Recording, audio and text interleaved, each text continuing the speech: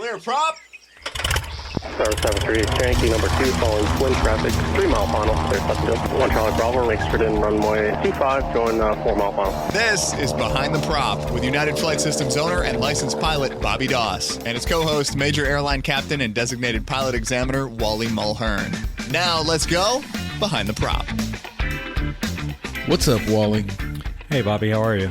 I am fantastic, as always. This week we're taking an approach where we're going to talk about some videos we watched, some stuff going on at the flight school, and some things you've seen on check rides. Kind of a common theme on some of our shows, but we're going to title the show Risk Stacking, borrowing the name of one of the videos that we're going to talk about from the AOPA today. Wally's been doing some long-haul trips and watched some videos. We got to talking about an old show called Go Oriented. We were thinking about doing a show called Don't Go Oriented. And at the end of the day, we landed on risk stacking because I think there's been a number of things I've seen and we've talked about where maybe people are trying to find a way to go, a reason to go when things are starting to add up against them. And maybe we can provide some guidance or thoughts around maybe a new way to think about it. Wally, why don't you talk a little bit about the videos that you found and shared with me, and we've both spent some time doing some research and work on those topics since we watched those videos. Yeah, I found two very intriguing videos that I watched. One was a video about a Cessna 208, a Caravan up in Idaho, and it was a freight operation where they tried to go from, I believe it was Salt Lake, to a small town in Idaho, and they were not able to get in, and so they bypassed that stop and tried to get in the next day and tried one approach and ended up going missed approach on it and came in on the second approach and ultimately crashed and killed the pilot. So just a tragic situation. Obviously there were didn't appear to be anything wrong with the airplane, but that was one I watched. Another one I watched, which got my attention as I was going through YouTube looking at these things. It was a Saratoga. Or actually, it was actually a Piper Lance, which is basically the same thing as a Saratoga. So when I saw that, it got my attention, being a Saratoga owner. And this was a situation where 6 people were in the airplane, and they were not overweight. They were real close to being at the max weight, but there was 2 adults and 4 kids. And took off in the airplane at a high density altitude airport, and never could climb, and they ended up crashing and killed 4 of the 6. And it came back, and the title of one of the videos was called Risk Stacking, and they were talking about all the risks involved in this flight, and at some point, we all have to have a line in the sand, and we have to say, okay, there are just too many risks today. Now, is my line going to be different from someone else's line? Very possibly. But we've got to have that. We've got to be aware of that.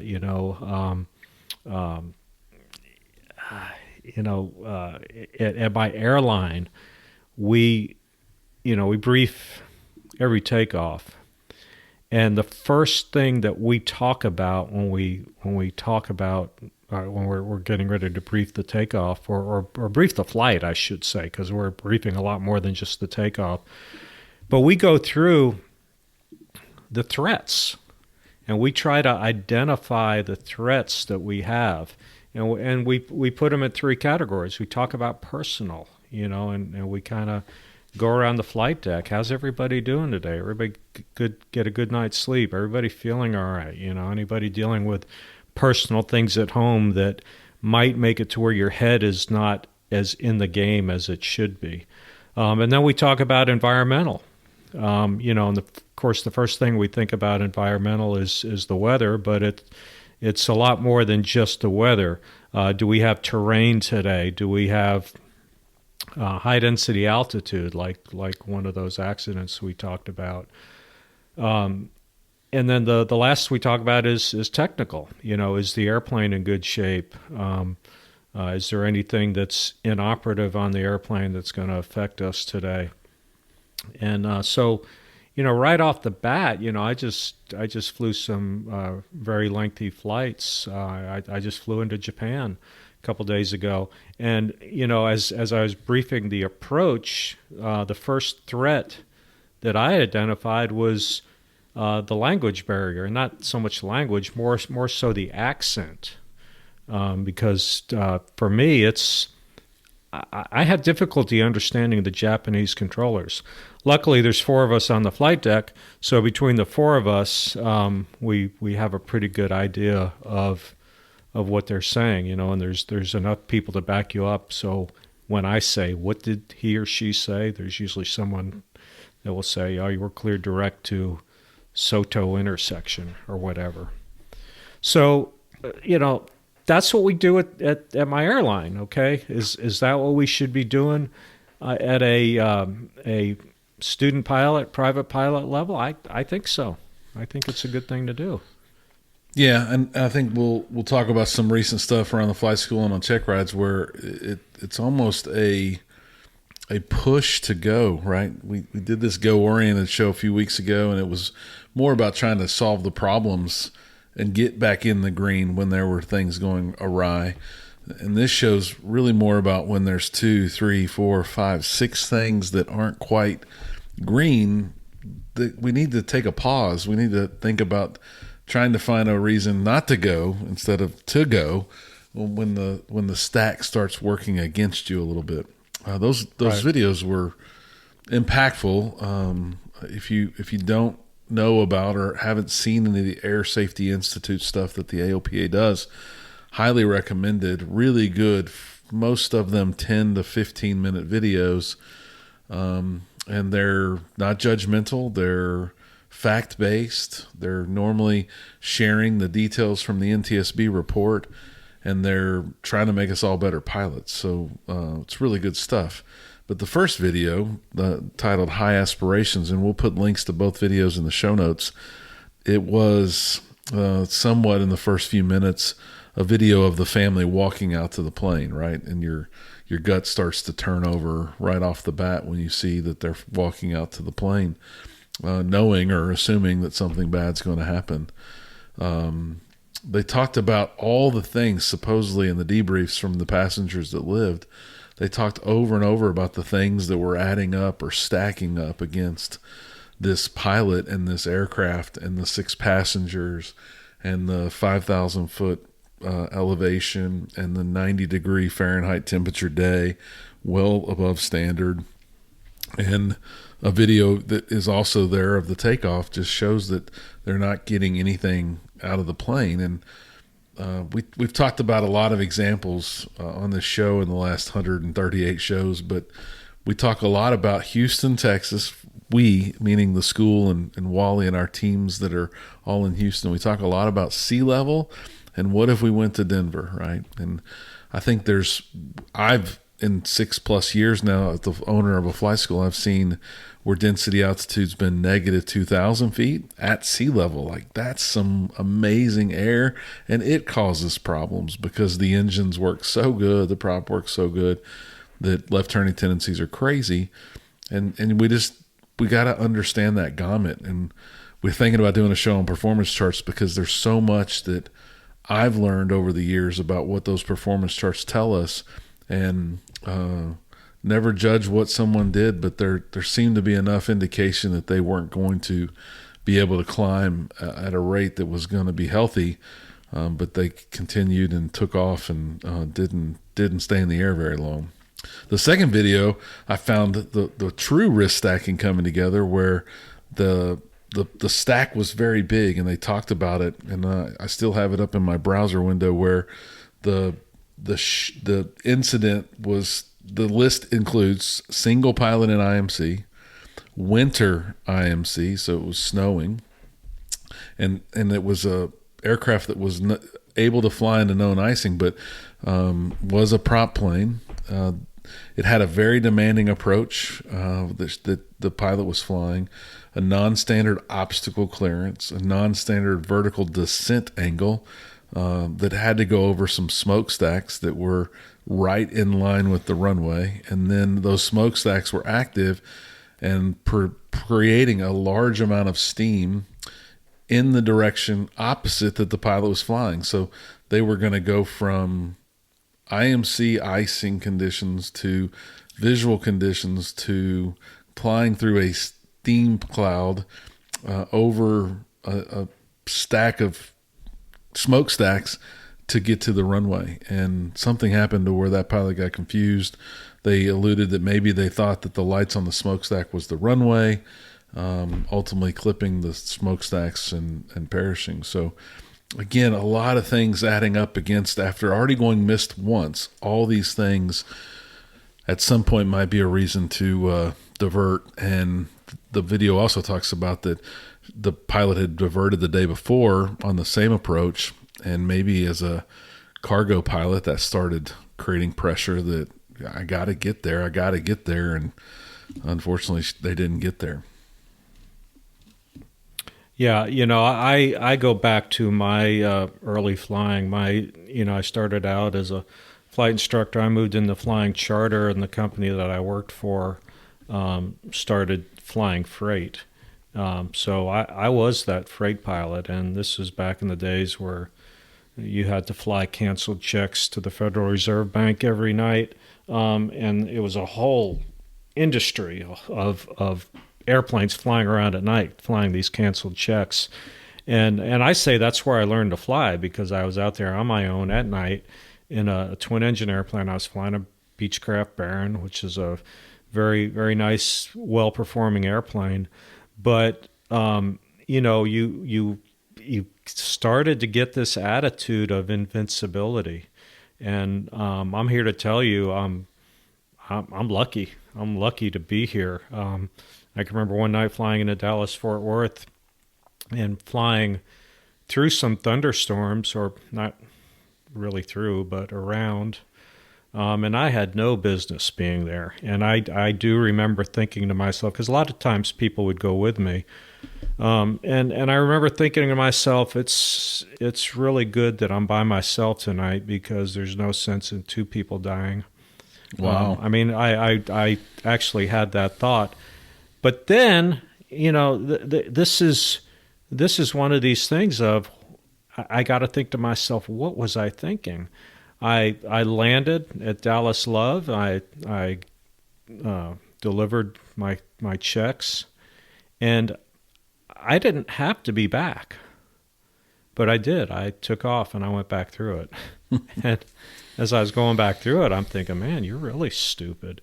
I could have gone down to the La Quinta for, back in 1985 or 86, whenever it was, probably $19 a night, and just slept it off, or just stayed in the pilot lounge at the FBO and come back the next day. But I didn't. I got back in the airplane and flew back through it. And, but for the grace of God, I'm here to talk about it. Yeah, I think it's that thought process that was driving me to have this show today, was the I got to get back attitude, or I got to go attitude. Too much lately around the fly school, and I think you'll have some examples of check rides. I've been hearing a theme of, well, I've got to go. No, we really don't have to go. And I think that might be the first thing that starts stacking up against people, that we got to go, or I've got a check ride in 2 weeks. I really got to get this flight in, and the weather looks bad the next few days. And again, now you're gone from one thing working against you to now three things working against you. And as that stack starts to build, there's a point where we got to be recognizing that the stack's getting too big, and that we need to make a decision. From my check ride, my private check ride, I clearly remember getting in the plane, getting the plane started, being so proud that I got a hot plane started without hesitation. The DP sitting next to me. I feel like breathing down my neck. I know I'm moving slow. I want to hurry. I listen to the ATIS. I know I write the ATIS down. And he asks me, "What did you write down?" And I look at my notes, and my handwriting's not that good. And I said, well, honestly, I can't read. I'm going to listen again. I listened again, wrote it down again. And he goes, "What'd you write down?" And I wrote down something to the effect of probably 17, gusting 25. And he said, "You going to fly Miss Dawson this tomorrow?" And I said, "No, sir." And I immediately discontinued. And I was numb to everything going on because I wanted to get that check ride done. I walked in that wind out to the plane, right? I had the chance to see the windsocks. I had the chance to check the weather more before I got to the plane. But I was going through the motions. I was going to take off, almost blind to everything else going around me because of the pressure to complete and be successful on that check ride day. I bet there's many people that have felt check rides this week that look back thinking the same thing, that they were numb and had no reason trying to fly that flight, right? Yeah, absolutely. And you know, it's like you're talking about the wind. I mean, we need to process the information that comes in. And you know, if you go to the local restaurant, I think I've used this example on the show before, but if you go to the local grill and you order a burger and fries and a Coke, and the person tells you it's going to be $73, you're probably going to question it, or consequently, I mean, if they say it's going to be 11 cents, you're probably going to question it. If they tell you $12, you're thinking, okay, yeah, that's reasonable. So what I see this, a lot of people are just, they're copying the ATIS, but they're just writing down numbers. And we're not processing. Sure. Yeah, okay. You know, the wind, we have a north-south runway at our local airport. Wind 360 at 12. Well, I don't even need to hear what runway they're using. I know by that, okay? Yep. So I'm expecting to hear 35 left. And if I were to hear 17 right, I go, whoa, what? I must have misheard something. Something's not right. These are not adding up. Well, and part of it as a young private pilot on that check ride day, I wouldn't have probably heard that. I wouldn't have put two and two together. I wouldn't have been thinking that way. And if they told me to go to runway 17 right, I probably would have followed their instructions and not challenged any of it. But now I think I would have said something to the effect of, I copied the winds from 360. Are y'all using 17 right? I would have challenged that at some level, right? And I think that is another example of things starting to stack against you. Right. Not always does it have to be a big deal, but I feel the external pressure from people all the time. We both see it at the flight school, Wally. Hey, if I discontinue, when are we going to be able to reschedule this check ride? Yeah, I hear that all the time, and the first thing I say is that should not be part of the decision-making process. I mean, either it's the situation is good enough to fly, or it's not. It's kind of black and white. So, I mean, we shouldn't say, all right, I'll do the check ride because you can't get me in for another 2 weeks. You know, if I say I can get you in tomorrow, you know, again, it should not, there's no correlation between the two. And I understand where people are coming from because they want to get it done. And there may be, you know, external, we hear this every year, usually in the summertime.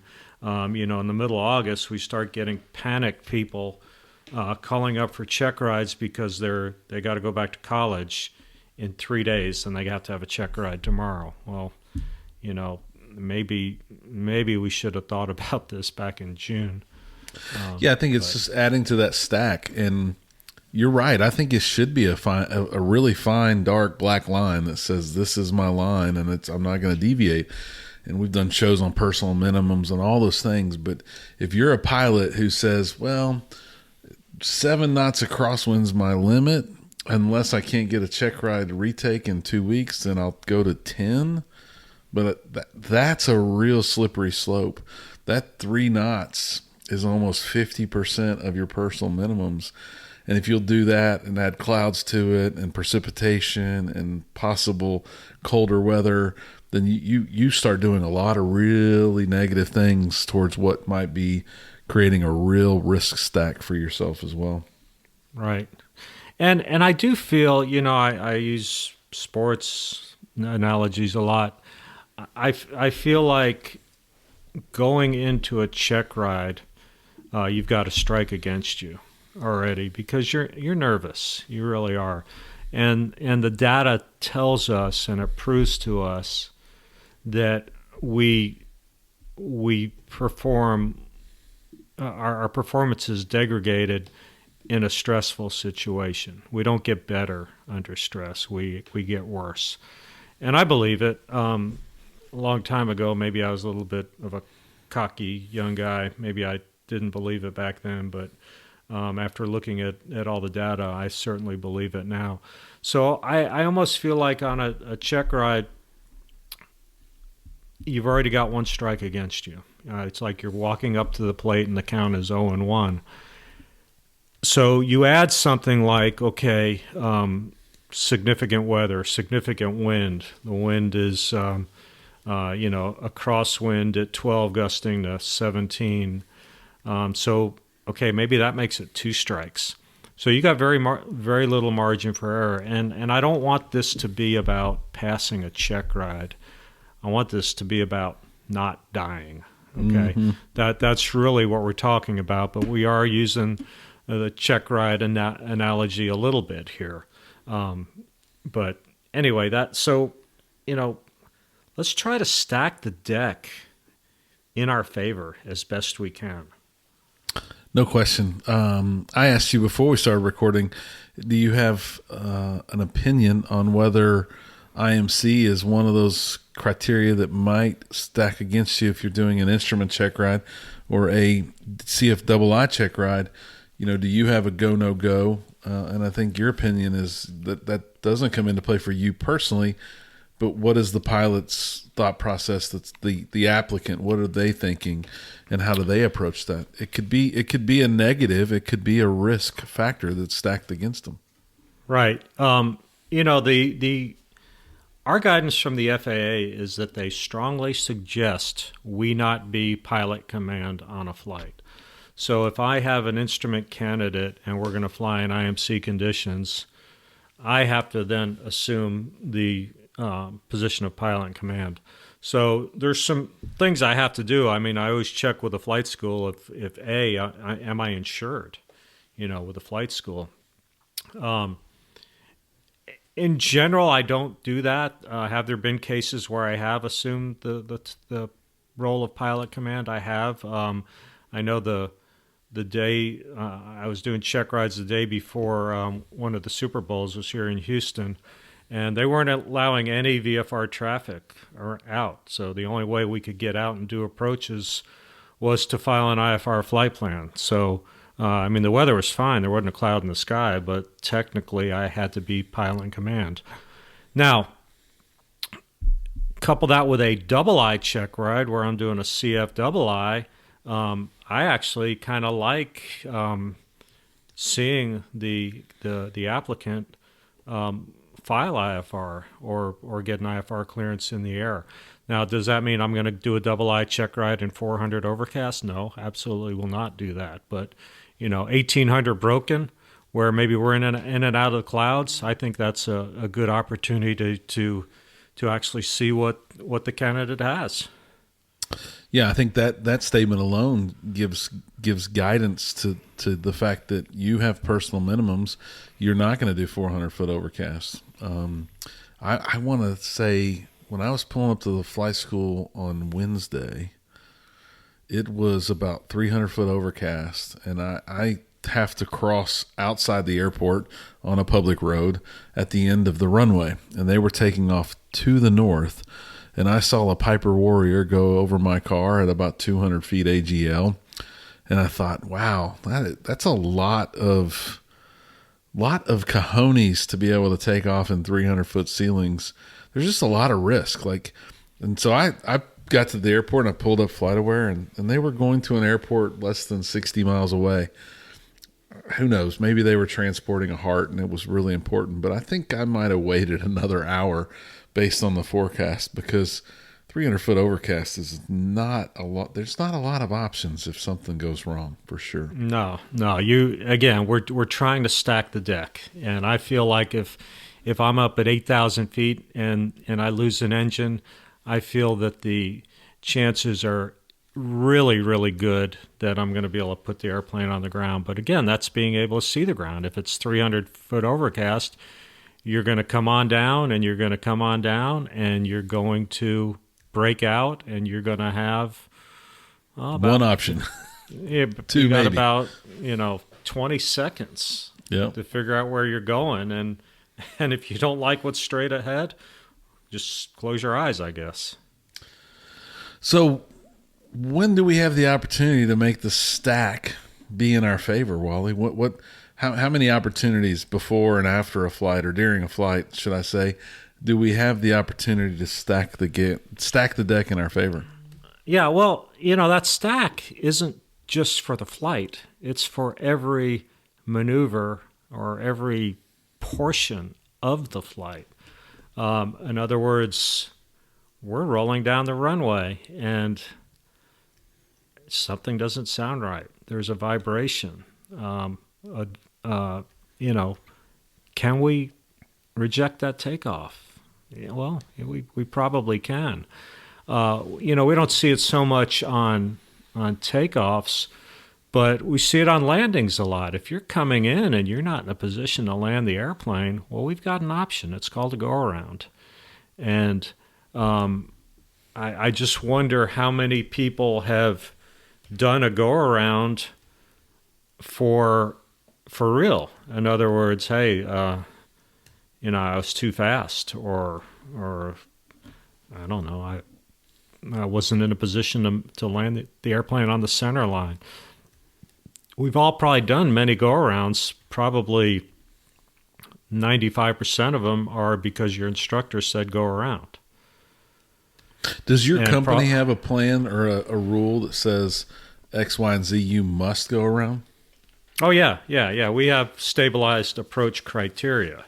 At certain altitudes, we need to be configured this way, airspeed plus or minus this amount. And and if we don't have it, it's a go around. And there's stacking that deck in your favor for sure. Right? Yeah, and there's never any punitive penalty for going around. I mean, I'm trying to think in my 36-year career, maybe 5 go-arounds, maybe. Nobody's ever called me about them. Yeah, because it's just one of those things that it's got to be assumed that it was the right decision no matter what, and then if there is a debrief and a learning from it, then you learn from it. But I question, there's been a few off-runway things that have happened since I've owned the flight school, and you can almost always go back and the stack is large. The risk stack was not the last thing that made them go off the runway. It was all kinds of other criteria. We were too low entering the pattern. We landed way too long. We were going too fast. I could say every time something has happened, luckily no one's been hurt, but you could have made the decision to go around many, many times prior to, and it just doesn't. It never seems to be the right thing. So I think the point is, you have the chance to stack the deck in your favor on the takeoff, at the hold short line, as soon as the wheels come off the ground. I think I've shared it, but one of the times where my stomach rolled over and I got, you're in the air and you get real nervous, like something's going wrong. I probably had 3 or 4 of those happen. I was in the plane with someone riding with me in the co-pilot seat. I was piloting command. We took off. Everything seemed normal. Climbed to about 900 feet. We turned right to head towards the practice area. And as soon as we start turning right, there was this tunk, tunk, tunk, tunk, tunk, tunk, tunk, tunk. And I was like, oh my God. And I did not know where it was coming from. It was kind of coming from the lower left side of the fuselage. I'm thinking the wheel strut is hanging off the plane and just swinging. Of course, your mind doesn't go to simple things, Wally. It goes to the plane is deteriorating in real time. And I asked the co-pilot if they could see anything, and they couldn't see anything. And it's when you level off, then there is no noise, and when you turn bank to the right a little bit, there was a lot of noise. I'm thinking, this cannot be good. We got to go back. And funny thing, the tower wasn't open. This was in COVID, so the tower wasn't open. I couldn't even coordinate with the tower to help me get back around. I was going to have to do it on the common traffic frequency. Blood pressure's going up. And turns out it was the seatbelt hanging out the door. And it was very frustrating because that you can't let that just beat the plane to death. But it was calming to know that it was only a seatbelt hanging out the door. But we made the decision to turn around, land, fix the problem, and go forward. But there's no reason to continue that risk, create more of a problem possibly. Right. And I think that as good pilots, as pilots that are always learning, as pilots who always want to be better, I think we can stack the deck in our favor every stage along the way. I'm not as frequent of a flyer as I used to be, but I've committed that I'm going to start flying a lot more real soon. My son goes to Arkansas. I want to go to Fayetteville soon. And all I can think about is I'm even thinking about going, how am I going to spend all that time? How can I use every downtime second to prepare for what's coming, going to a new airport? I've never been to the Fayetteville airport. I got to learn a lot. And that every downtime second in that flight, I'm going to continue to try and stack the deck in my favor and become a better pilot. Yeah. Yeah. Well, that the scenario about the seatbelt, when you first started telling the story right off the bat, I said, okay, the seatbelt was out the door. There's those of us who have done it, and there's those of us who will do it. I think what I've learned in 36 years is when something is going wrong, the first place I need to look is in the mirror. And figure, okay, what did I do wrong? Because most of the time it is something I've done wrong. It's something I forgot. Oh, gee, I forgot to turn that on, or whatever. But look there first, and have a plan. That's a great learning experience. The seatbelt making that noise. Another thing is what happens if the door pops. You get a door that opens. Are we going to reject a takeoff for it? I'm kind of the school of thought of, no, I'm not going to reject the takeoff. Now, if I'm doing less than 20 knots, would I? Says the man that does a V1 call out every time he takes off almost. A little different experience.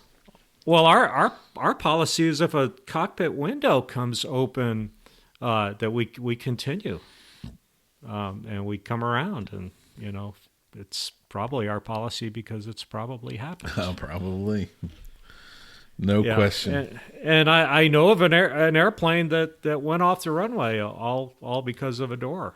The door popped open, and there's different noises that you hear.